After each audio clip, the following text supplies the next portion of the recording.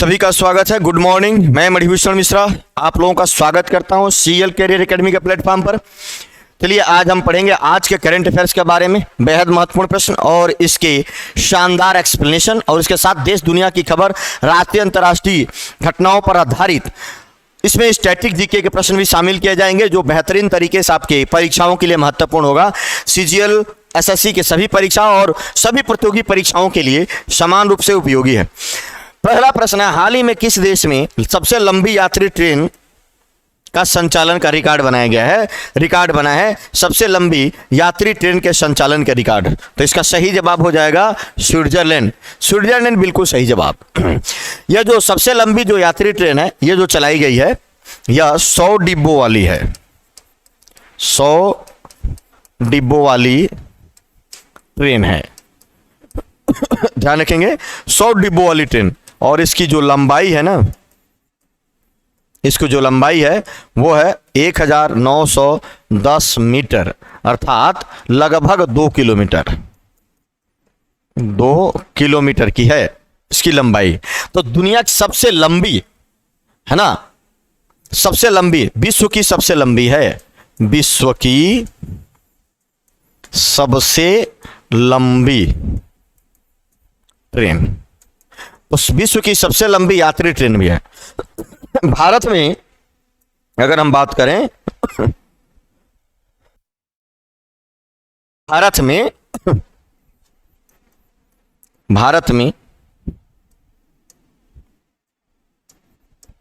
सबसे लंबी मालगाड़ी ट्रेन, नाम क्या है? सुपर बासुकी। सुपर बासुकी, लंबाई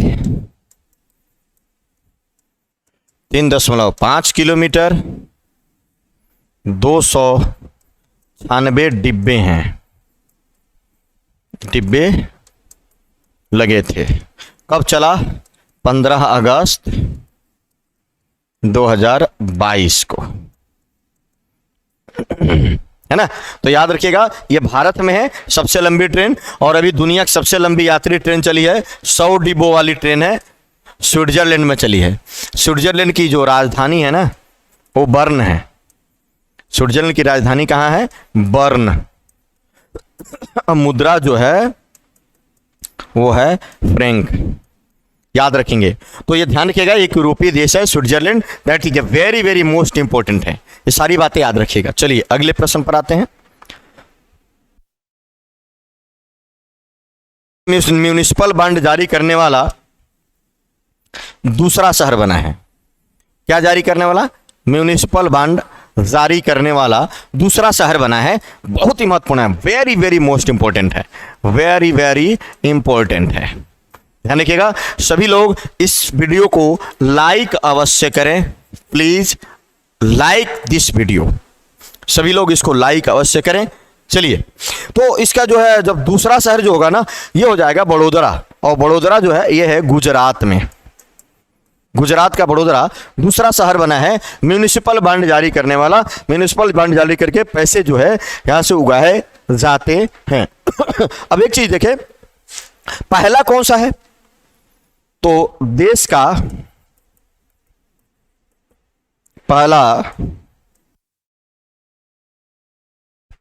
पहला शहर जो यह बॉन्ड जारी किया था 2017 में, उसका नाम है पुणे।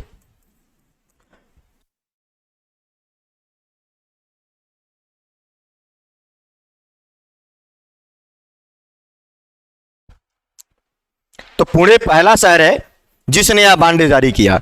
तो ये बात को भी याद रखिएगा सभी लोग, जो 2017 में जारी किया था।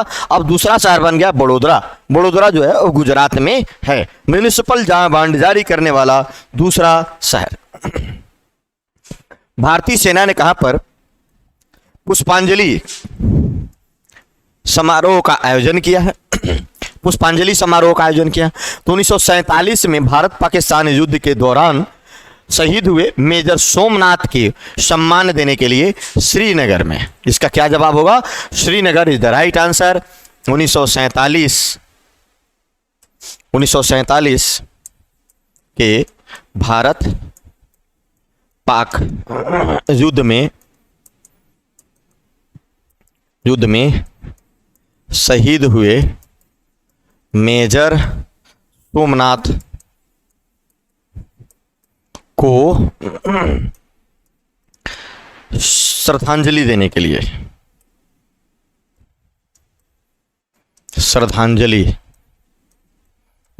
लिए इसका आयोजन कहाँ हुआ? तो एक बात हो जाएगी, इसका आयोजन जो हुआ था श्रीनगर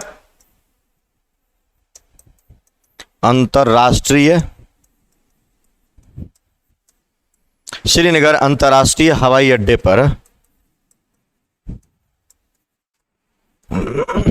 पर बने राष्ट्रीय युद्ध स्मारक में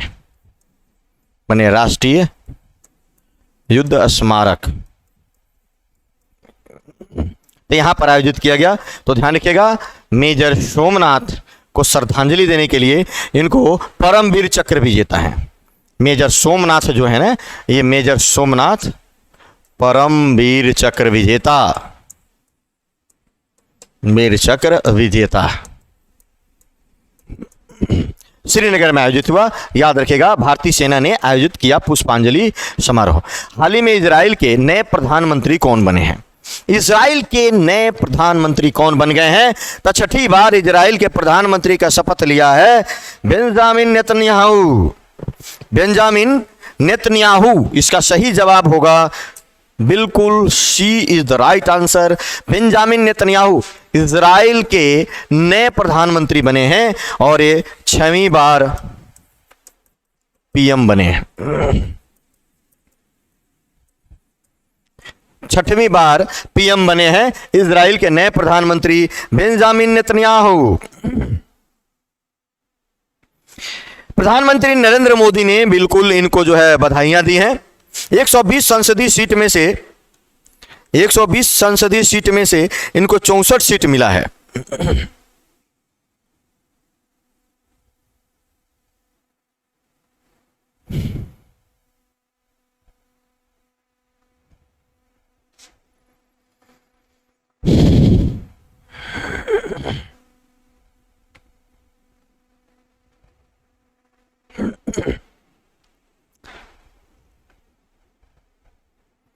अब देखिए, इन्होंने यार लिपिड इनके जो पूर्व प्रधानमंत्री थे,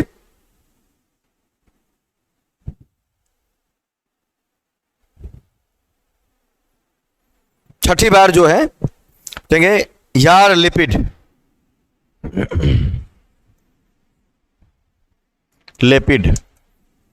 को पराजित किया।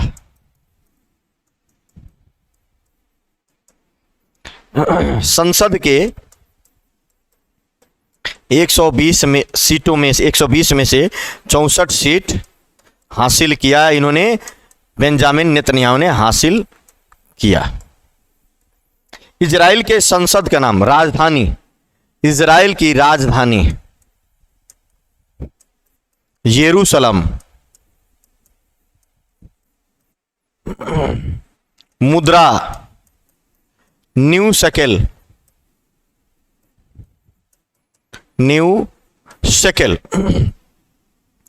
और इजराइल के जो राष्ट्रपति हैं, इजराइल के राष्ट्रपति इसाक हरजोंग यहां के राष्ट्रपति हैं। इसाक हरजोंग इजराइल के राष्ट्रपति हैं, इसाक हरजोंग इजराइल, और इनके संसद का नाम है इजराइल की संसद नेसेट। इजराइल की संसद का नाम है नेसेट। आप याद रखिएगा, भारत इजराइल संबंध बहुत ही शानदार और मजबूत है। तो पिछले पूर्व प्रधानमंत्री थे यार लिपिड, है ना, ये नाम था, जिनको पराजित करके नेतन्याहू छठी बार इजराइल के पीएम बने हैं। That is a very very most important है, इजराइल के बारे में ध्यान रखिएगा। हाल ही में कहा बाजी राउत राष्ट्रीय फुटबॉल टूर्नामेंट का उद्घाटन हुआ है? बाजी राउत फुटबॉल टूर्नामेंट का उद्घाटन कहां पर हुआ है? तो बाजी राउत फुटबॉल टूर्नामेंट का जो उद्घाटन हुआ है ये हुआ है Orissa. Orissa is the right answer. इसका उद्घाटन हुआ है उड़ीसा में। बाजी राउत राष्ट्रीय फुटबॉल टूर्नामेंट का उद्घाटन उड़ीसा में हुआ है।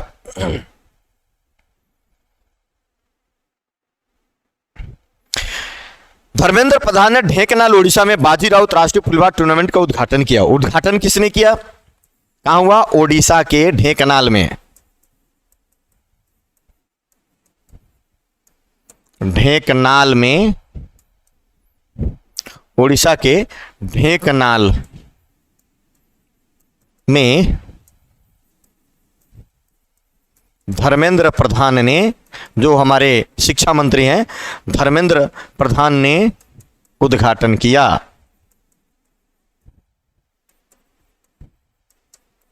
धर्मेंद्र प्रधान ने उद्घाटन किया। याद रखेंगे, बाजी राउत राष्ट्रीय फुटबॉल टूर्नामेंट केंद्रीय शिक्षा और कौशल विकास और उद्यमिता मंत्री धर्मेंद्र प्रधान ने 3 नवंबर को यह उद्घाटित किया। फुटबॉल को बढ़ावा देने के लिए फीफा और अखिल भारतीय फुटबॉल महासंघ के साथ उड़ीसा सरकार ने पहल शुरू की है। फीफा एवं अखिल भारतीय फुटबॉल महासंघ के साथ उड़ीसा सरकार ने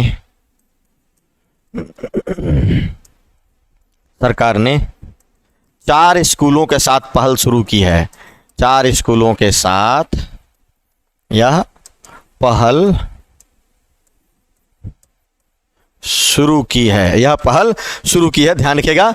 तो इस तरीके से बाजी राउत ये जो है फुटबॉल टूर्नामेंट शुरू हुआ। इस कार्यक्रम का लक्ष्य 2 करोड़ 50 लाख के लिए पुष्पबॉल को आकर्षित करना है। लक्ष्य क्या है? इसका लक्ष्य 2 करोड़ 50 लाख स्कूली छात्रों को फुटबॉल की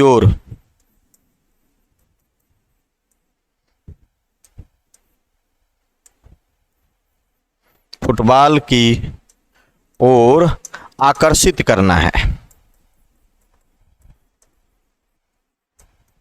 आकर्षित करना है। तो यही इसका लक्ष्य है कि 2 करोड़ 50 लाख स्कूली छात्रों को फुटबॉल आकर्षित करना है। जवाहर नवोदय विद्यालय के माध्यम से देश के सभी जिलों सरकारी और निजी स्कूलों में 10 लाख फुटबॉल बांटे जाएंगे। इसके तहत 10 लाख फुटबॉल सरकारी एवं निजी स्कूलों में बांटे जाएंगे। जवाहर नवोदय विद्यालय के सहयोग से। तो बात ध्यान रखिएगा, पूरे देश के लिए कार्यक्रम है। 141 खानों में अब तक की सबसे बड़ी नीलामी शुरू हुई है। 141 खानों की अब तक की सबसे बड़ी नीलामी किसने शुरू की है? कोयले की खान। 141 खान, और कौन सी खान? कोयले की खान। अब तक की सबसे बड़ी नीलामी है कोयले की खान की नीलामी किसने शुरू किया है? तो इसका जो सही जवाब होगा ये हो जाएगा भारत की वित्त मंत्री और कारपोरेट मामलों के मंत्री निर्मला सीतारमण। अब 141 कोयले की खानों की अब तक की सबसे बड़ी नीलामी यहां पर शुरू किया गया है। एक बहुत ही महत्वपूर्ण, वेरी वेरी मोस्ट इंपॉर्टेंट प्रश्न है। कोयला खदान की नीलामी जिससे 12 राज्यों को सीधे लाभ होने की उम्मीद है। इससे कहा गया है 12 राज्यों को सीधे लाभ होने की उम्मीद, सीधे लाभ होने की उम्मीद है। याद रखेगा, इस कोयले की नीलामी से अब तक की सबसे बड़ी नीलामी केंद्रीय वित्त मंत्री निर्मला सीतारमण ने यह शुरू किया है। भारत जैसी तेजी से बढ़ती अर्थव्यवस्था, कोयला उत्पादन, गैसीकरण में निवेश की आवश्यकता है।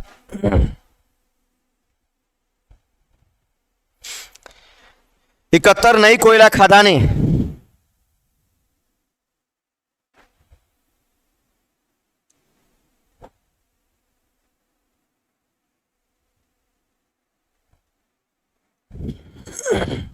है ना, तो याद रखिएगा निर्मला सीतारमण। और एक कोयला खदान जो है झारखंड, उड़ीसा, पश्चिम बंगाल, मध्य प्रदेश, छत्तीसगढ़, आंध्र प्रदेश में ये सब, यह जो कोयला खदान है वहां है। हाल ही में नीति आयोग देश की 75 सफल महिला उद्यमियों, देश की 75 सफल महिला उद्यमियों की किस कॉफी टेबल बुक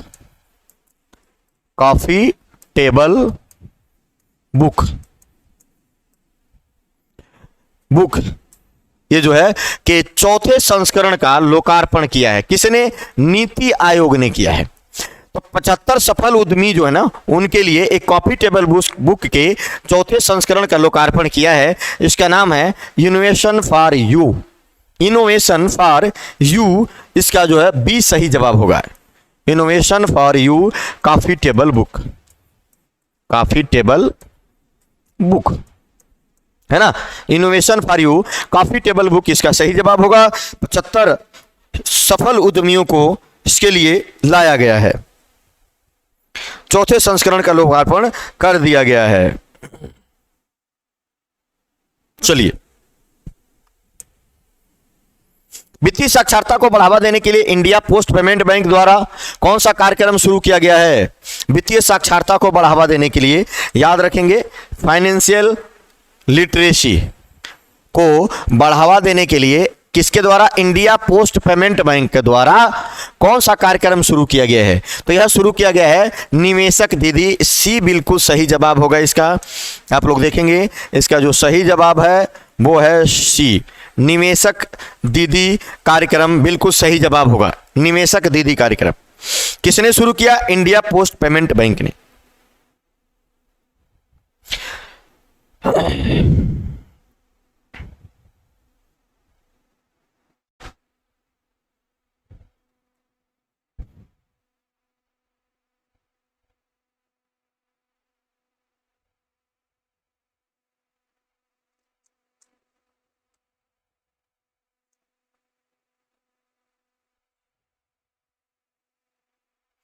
वित्तीय साक्षरता को बढ़ावा देने के लिए महिलाओं के द्वारा महिलाओं के लिए निवेशक दीदी पहल शुरू। वित्तीय साक्षरता को बढ़ावा देने के लिए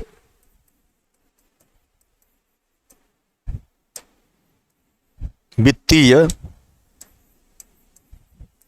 साक्षरता को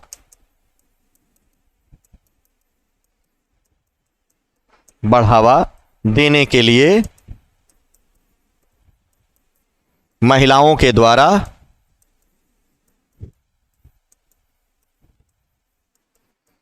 महिलाओं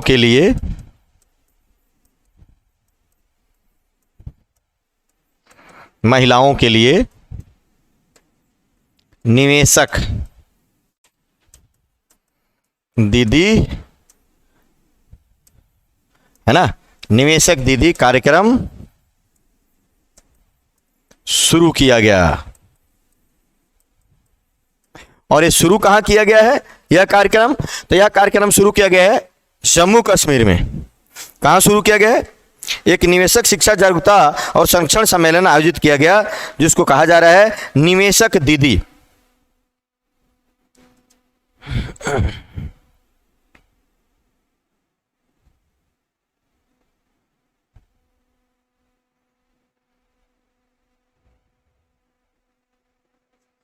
इंडिया पोस्ट पेमेंट बैंक वित्तीय साक्षरता वाला भारत का पहला पानी पर तैरता वित्तीय साक्षरता शिविर है।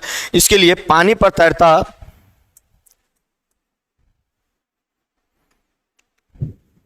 श्रीनगर में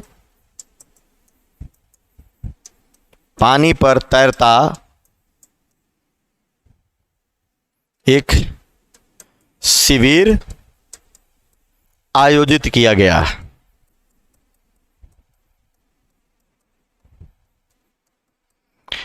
पानी पर तैरता हुआ, और यहीं पर इसका आयोजन हुआ। तो जम्मू कश्मीर में जो है वित्तीय साक्षरता को बढ़ाने के लिए भारत का पहला पानी पर तैरता वित्तीय साक्षरता शिविर आयोजित किया गया। पानी पर तैरता हुआ वित्तीय साक्षरता शिविर का आयोजन किया गया। कहां पर? जम्मू कश्मीर के श्रीनगर में यह आयोजित किया गया।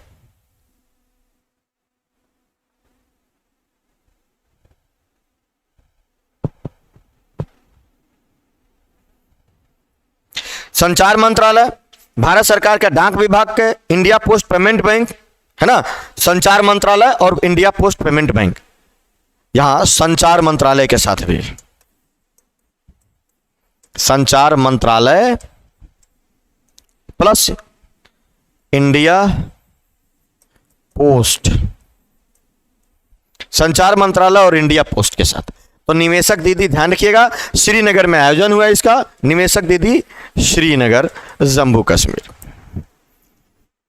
हाल ही में किस राज्य सरकार ने 1 लाख छात्रों को फुटबॉल प्रशिक्षण देने का निर्णय लिया है? किस राज्य की सरकार ने, है ना, 1 लाख छात्रों को फुटबॉल प्रशिक्षण देने का निर्णय लिया है? तो इसका जो जवाब होगा वो हो जाएगा Kerala. Is the right answer, Kerala होगा। केरल एक काम करने जा रहा है, 1 लाख छात्रों को फुटबॉल प्रशिक्षण देगा। 10 से 12 वर्ष की आयु के छात्रों को योजना के तहत 10 दिनों का फुटबॉल प्रशिक्षण दिया जाएगा। 1 मिलियन गोल, है ना, 1 मिलियन गोल नाम से शुरू किया गया।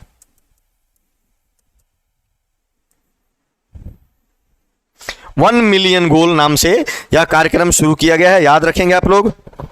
विशेष कार्यक्रम का संचालन राज्य खेल एवं युवा मामले निदेशालय और खेल परिषद द्वारा संयुक्त रूप से किया जाएगा।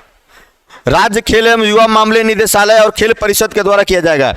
10 से 12 वर्ष की आयु के छात्रों को, 10 से 12 वर्ष की आयु वर्ग के छात्रों को 10 दिन का प्रशिक्षण दिया जाएगा। 10 दिन का प्रशिक्षण, 10 से 12 आयु वर्ग के बच्चों को 10 दिन का प्रशिक्षण दिया जाएगा। 10 दिनों फुटबॉल प्रशिक्षण की घोषणा कर दी गई है। 10 दिनों के लिए 1000 केंद्रों पर 100 बच्चों को बुनियादी फुटबॉल प्रशिक्षण। 1 मिलियन गोल्ड। पूर्व संतोष ट्रॉफी खिलाड़ी जिन्हें 1 मिलियन गोल्ड कप चुना गया है, प्रत्येक जिले में कार्यक्रम का नेतृत्व करेंगे।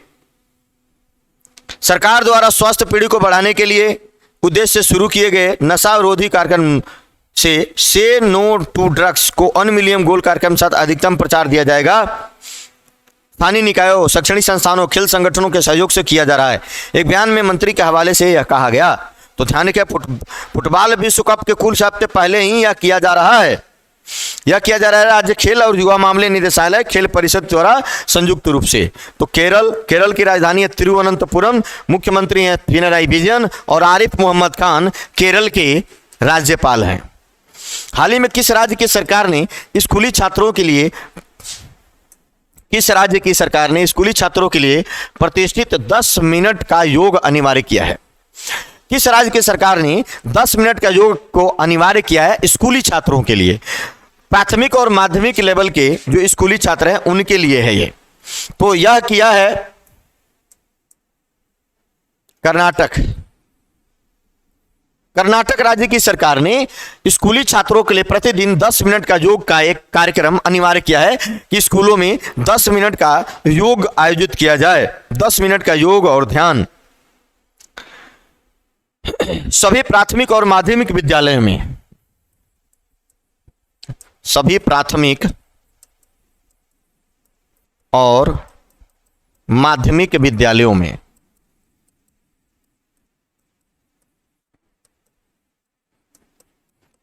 में लागू किया गया है।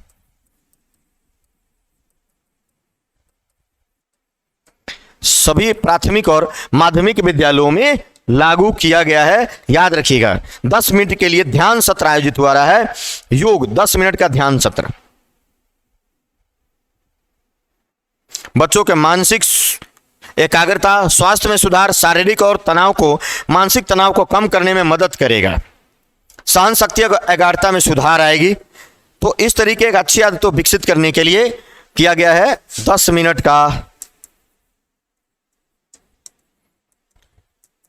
योग या ध्यान सत्र प्रतिदिन होगा, है ना। तो कर्नाटक की राजधानी बेंगलुरु है। यहाँ के जो मुख्यमंत्री हैं बसवराज बोम्मई और कर्नाटक के जो राज्यपाल है थावर चंद्र गहलोत। तो कर्नाटक बेंगलुरु में ही इसरो का जो है मुख्यालय है। तो चलिए आज के लिए इतना ही। सभी लोगों का बहुत बहुत धन्यवाद हमारे साथ जुड़ने के लिए। कल फिर मिलेंगे इसी तरीके के प्रश्नों के साथ, महत्वपूर्ण प्रश्नों को लेकर आए जो परीक्षा में डायरेक्ट आएगा। सभी लोगों का बहुत बहुत धन्यवाद। जय हिंद, जय भारत।